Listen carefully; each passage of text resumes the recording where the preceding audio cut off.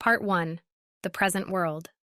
The movie begins in Central City with Barry stopping by a diner to get his usual sandwich before going to work. Since his usual waiter is not there, he has to spell out what he wants to another talkative and slow waiter. A frustrated Barry receives a call from Alfred asking him to carry out a job immediately. A starving Barry puts on his flash suit and rushes to the location where a hospital is about to collapse into a sinkhole.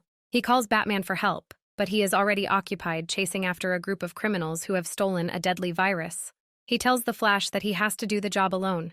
Alfred connects with Barry, giving him guidance on what to do next. He tells him that the east wing of the hospital will collapse. Right then, the building starts to collapse, and many babies and a nurse from the maternity ward fall out of the window. Barry reaches the babies, but being low on energy, he first breaks into a vending machine and devours whatever snacks he finds there. Getting enough energy, he then rushes to the babies and quickly devises a plan to save them all. He puts each of the babies on a stretcher and saves them with their nurse. A shocked nurse screams and gets a baby. Barry teasingly says that she should consult a professional to overcome this episode. Nearby, Batman is on his Batcycle and chasing after the criminals. The criminals start shooting at Batman, and he responds by firing his machine gun. A few police cars also enter the chase, but the criminals quickly destroy one of their vehicles. The chase continues over a bridge, where the criminals blow a fuel-carrying truck, destroying Batman's vehicle as well. Batman, however, manages to get to the Humvee and beat the criminals one by one. The driver jumps out of the vehicle, leading to the Humvee ramming off the bridge. Batman grabs the main villain and holds him to a wire. They are pulled up by Wonder Woman with her lasso. Flash shows up at the scene and, after a brief conversation with Wonder Woman and Batman, leaves for his breakfast. Barry reaches his office at the research center late. His boss chews him out for being late again. Later, his boss takes credit for recent developments in their work while speaking to the press. Iris West, a journalist and college friend, walks to Barry and talks to him about the upcoming trails of his father. Barry's father is in prison for supposedly murdering his wife. Barry emphasizes the innocence of his father and abruptly leaves Iris. Barry's father, Henry, calls him from prison. They discuss security footage from the store where Henry was during the murder of his wife to establish his alibi. However, Henry's face is not visible in the footage, and Barry fears that the evidence might not be admissible. Barry goes to his childhood home. In a flashback, Barry recalls the day when his mother was murdered. Nora, his mother, asks his father to pick up a can of tomatoes. Barry sees his father coming back from the store, and at the same time, hears his mother screaming. He goes to the kitchen to find his mother stabbed and his father crying for help. Part 2. Time Travel.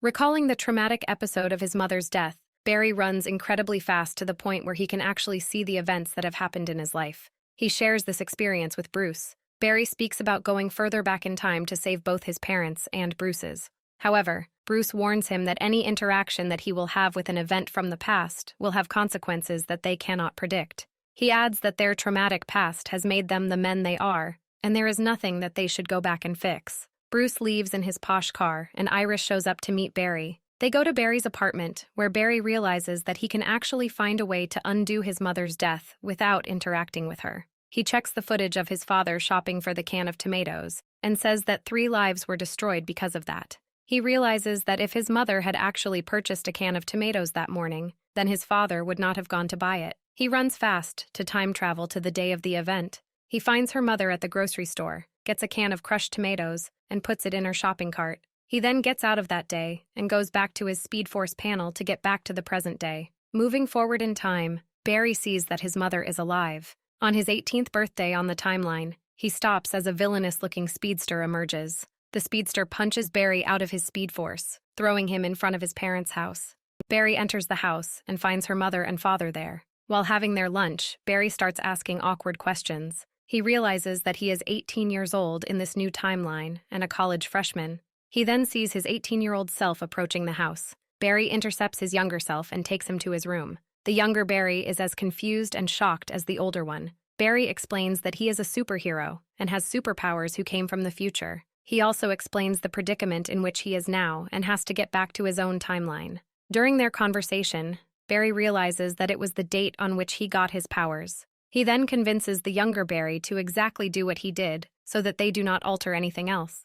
Both Barrys go to their college research center. They sneak in with Barry's using his power of phasing, which is going through the wall. They arrange things as they were when the elder Barry got his power. However, when he tells his younger self that he must get hit by the lightning, he panics.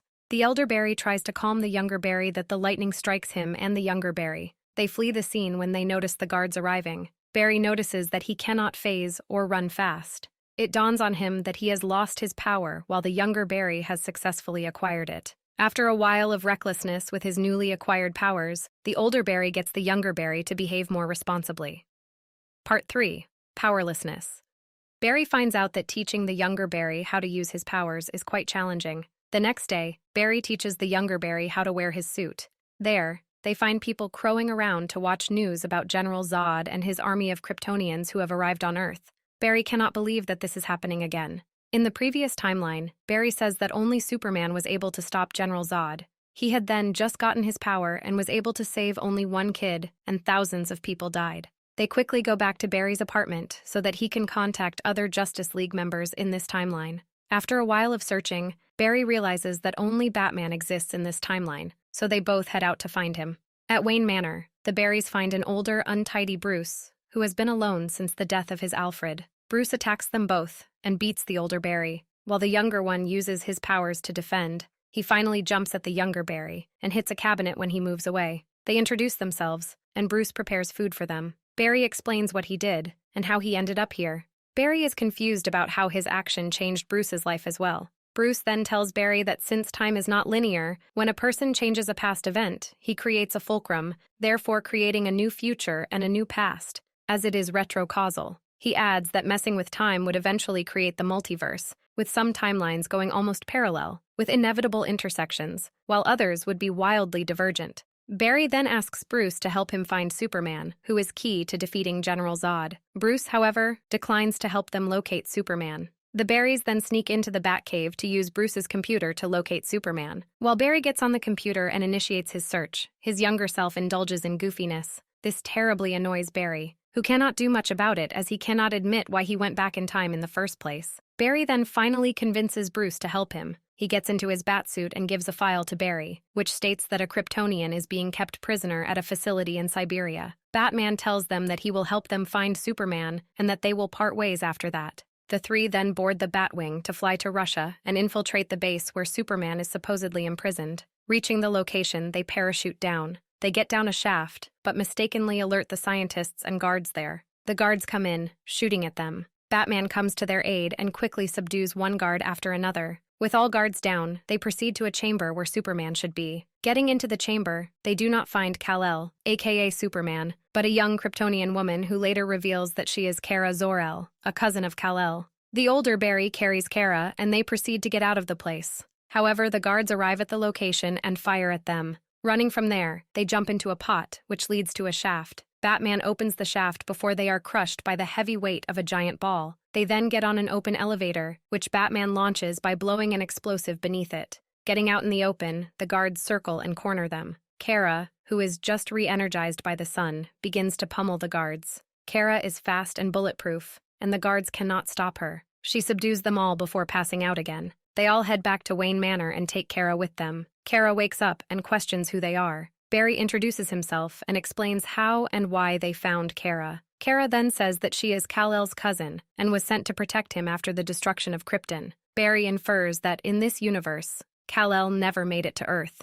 Kara gets re-energized and puts on her Supergirl suit. The younger Barry tries to convince her to aid them in saving the world. However, Kara distrusts humans as they put her in prison and experimented on her. She flies out to find Zod, leaving Barry on the rooftop of the Wayne Manor. She finds Zod and his soldiers killing humans and realizes that she cannot stop him alone. The older Barry tells Bruce that he needs to get his powers back. He thinks that by recreating the experiment, he can get them back. Bruce asks Barry why he wants to get his powers back and save this Earth. He responds that this is where his mom is alive, and that's why he will do anything to save it. Bruce agrees to help Barry recreate the lightning storm. In the first attempt, the older Barry gets hurt without getting his power. The younger Barry asks Bruce to stop the process. When the older Barry asks to do it again, Bruce informs him that the circuits in the machine have fried up. Kara arrives and takes the older Barry up into the clouds to get a more effective lightning strike. They return with success. Barry has his powers back. Watching how Zod is destroying the Earth, the heroes resolve to go out and stop Zod together.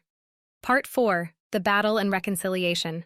They reach the location where Zod prepares his world engine to terraform Earth. As they get closer, the humans also attack them. not knowing they are on their side. Kara goes to Zod, who has been waiting for her. The Kryptonians are massacring the human soldiers. Barry tells the younger Barry that they cannot kill the Kryptonians but can slow them down. Barry would disarm them, and the younger Barry would engage. In their first encounter, the younger Barry is cut in the face, as the Kryptonians are also very fast. Kara confronts Zod, who tells her that he intercepted Kal-El's pod, but he was not the one he needed. It is actually Kara's blood that he needs for the Codex to rebuild Krypton. After Zod confirms that he killed Kal-El, Kara attacks him with all her might. Batman manages to take down a few Kryptonian aircraft and the buries a few Kryptonians. Kara appears to be overpowering Zod. She hits him multiple times and frames him in a destroyed aircraft. Batman fires a few rounds but gets hit. He then attempts a suicide attack on the Kryptonian aircraft and sacrifices himself, but does not manage to destroy it. On the other end, Zod stabs Kara and successfully extracts her blood, killing her in the process. Devastated by the loss of Kara and Batman, both Barrys run back in time to save them. The younger Barry is persistent that they can reverse the time and make amends. They get back to where both Batman and Kara are alive. Batman picks a fight with Namek, a giant Kryptonian, and dies fighting him. Kara fights Zod again, but gets subdued and killed again. The Barrys run back in time and get stuck in their speed force. The younger Barry reverses the time multiple times, but every time Bruce and Kara die. Barry tells him that it is an inevitable intersection, and they cannot change it.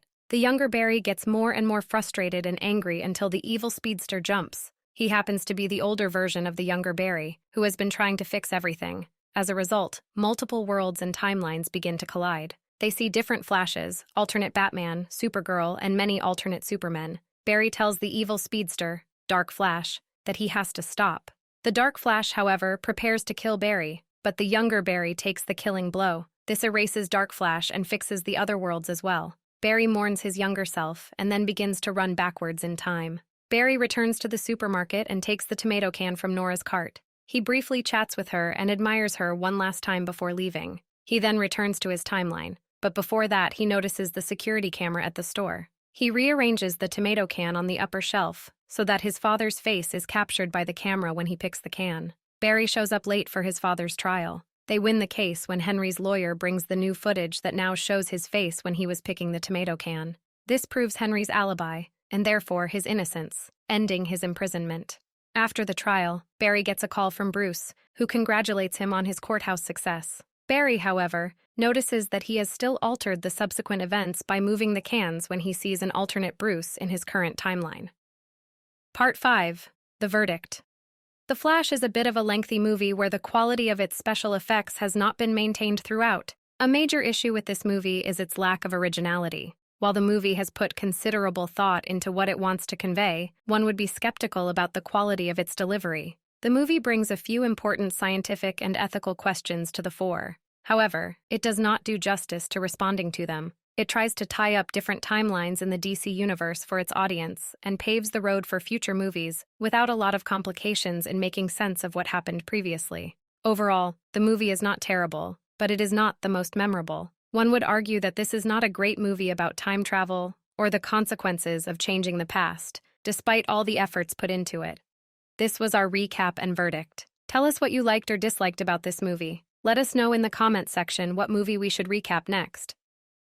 Do not forget to subscribe and turn on notifications to be notified when we upload new videos and enjoy watching.